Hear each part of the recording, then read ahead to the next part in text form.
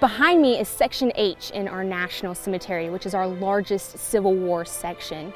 12,920 prisoners died while being held captive at Andersonville. Now that brings us to about a 29% death rate, which is the highest death rate of both Union and Confederate prisons.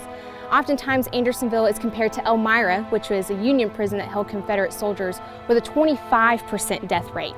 However, Elmira never maxed the capacity of 12,000 prisoners. So when you think of 12,000 versus 33,000, that 25% grows a lot smaller. The prison opened on February 24th, 1864. The first prisoner died on February 27th. That's Adam Swarner. When he was actually buried in a coffin made out of pine, but when death rates started to climb, they weren't able to produce enough coffins for everyone. They ended up digging a trench around 50 feet long, 3 feet deep, and they would bury the soldiers shoulder to shoulder. When they had them all on the line, they would put a stake at the head of their grave with a number on it.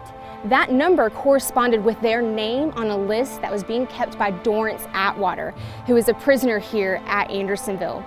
He was paroled by the Confederacy to be a clerk on site, and he kept up with the death registry, which is why we have such good and accurate records of those who died here at Andersonville.